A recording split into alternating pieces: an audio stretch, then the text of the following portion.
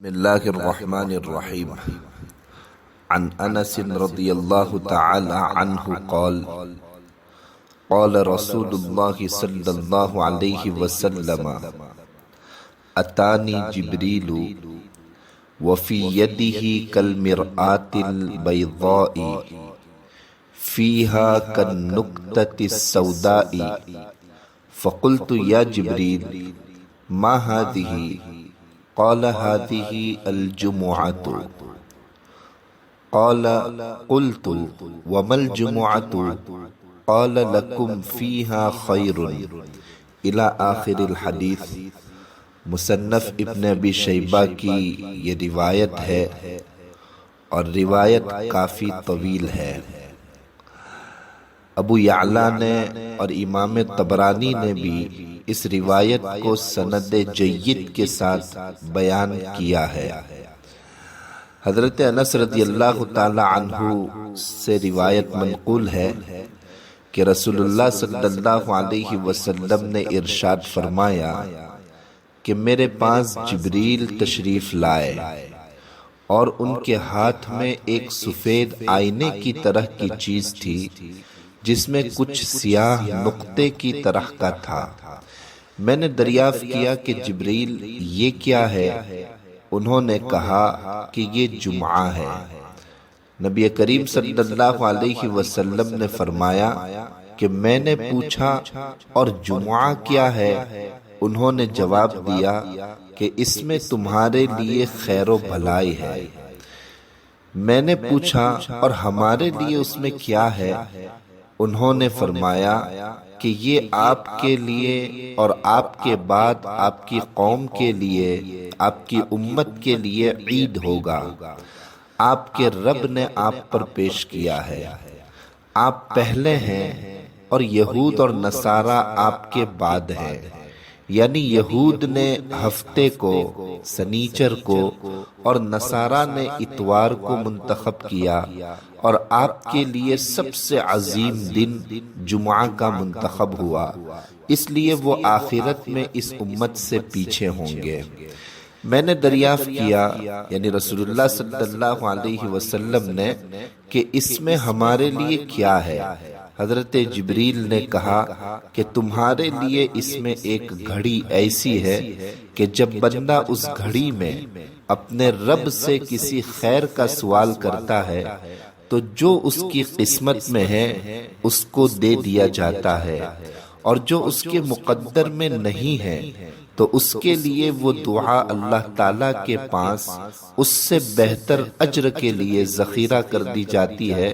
یا جو کوئی اس گھڑی میں کسی ایسے شر سے پناہ مانگتا ہے جو اس کے لیے لکھا جا چکا ہے تو اللہ تعالیٰ اس کے اوپر سے اس سے بڑی بلا، بڑی مصیبت کو دور فرما دیتا ہے.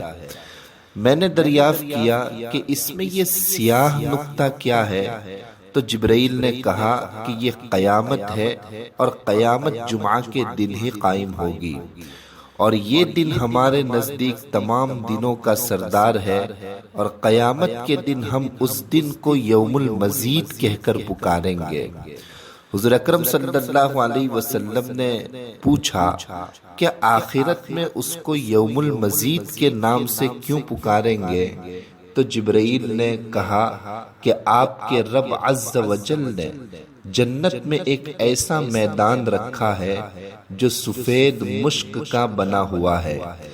پس جمعہ کا دن ہوگا تو اللہ تبارک و تعالی اپنی شان کے مطابق علیین سے اپنی کرسی پر جلوہ فگن ہوں گے.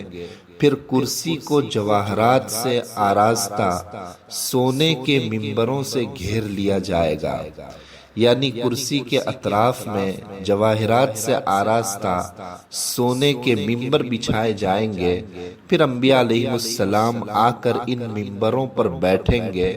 پھر بالا خانوں والے یعنی جنتی لوگ آئیں گے اور مشک کے ٹیلوں پر بیٹھ جائیں گے.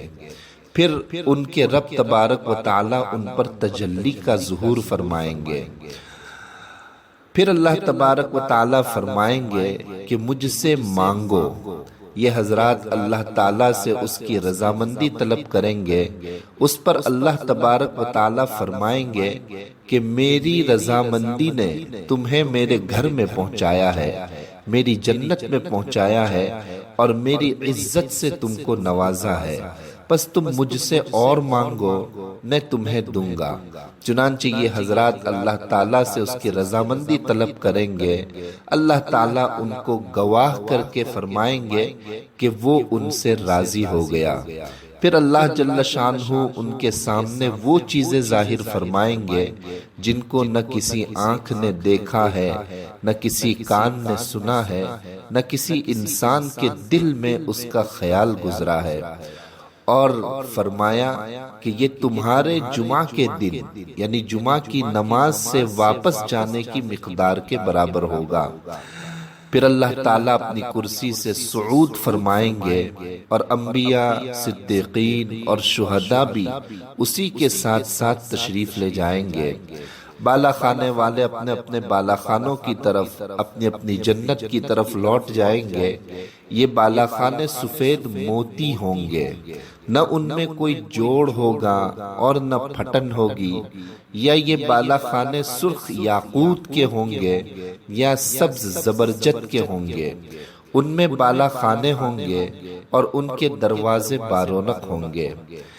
اس جنت کے اندر نہریں ہوگی اور ان کے درختوں کے پھل لٹکے ہوں گے، پس سب سے زیادہ انہیں جمعہ کے دن کے آنے کی طلب ہوگی تاکہ اپنے رب تبارک و تعالیٰ کی زیارت زیادہ سے زیادہ نصیب ہو اور تاکہ اس سے ان کی عزت میں اضافہ ہو۔ اس طویل روایت کو حضرت انس رضی اللہ تعالیٰ عنہ کی ابو یعلا نے بھی تھوڑے بہت الفاظ کے فرق کے ساتھ عمدہ سند سے روایت کیا ہے۔ حضرت انس کی اس روایت کو امام طبرانی نے بھی معجم اوسط میں روایت کیا ہے اور اس کی سند کو بھی محدثین نے عمدہ قرار دیا ہے۔ اس تفصیلی حدیث میں اللہ تبارک و تعالیٰ کے مقبول اور انعام یافتہ بندوں کا ذکر ہے، اور وہ اللہ تعالیٰ کی انعام یافتہ بندے نبیین، صدیقین، شہداء اور صالحین ہیں، جن کا قرآن کریم میں بھی تذکرہ آیا ہے، الذین انعم اللہ علیہم من النبیین والصدیقین والشہداء والصالحین، یعنی وہ لوگ جن پر انعام فرمایا اللہ نے، یعنی انبیاء اور صدیقین اور شہداء اور صالحین۔ اللہ تعالیٰ کی بارگاہ میں شرف قبولیت حاصل کرنے اور انعام و اکرام پانے والوں کے یہ 4 درجے ہیں، جن میں سب سے پہلے انبیاء علیہ السلام کی جماعت ہے، پھر صدیقین کی جماعت ہے۔ صدیقین وہ حضرات ہیں جو انبیاء کرام علیہ السلام کی امت میں اخلاص نیت اور اتباع عمل میں سب سے اونچے مقام اور سب سے زیادہ مرتبے اور رتبے والے ہوتے ہیں۔ ان حضرات میں باطنی کمالات بھی بہت ہوتے ہیں، عام بول چال میں ان کو اولیاء اللہ کہا جاتا ہے۔ اس کے بعد شہداء کی جماعت ہے۔ شہداء وہ حضرات ہیں جنہوں نے اللہ کے حکم کے مطابق اپنی جان تک دے دی ہو، یہ بھی بہت اونچا مقام ہے۔ اس کے بعد صالحین کی جماعت ہے۔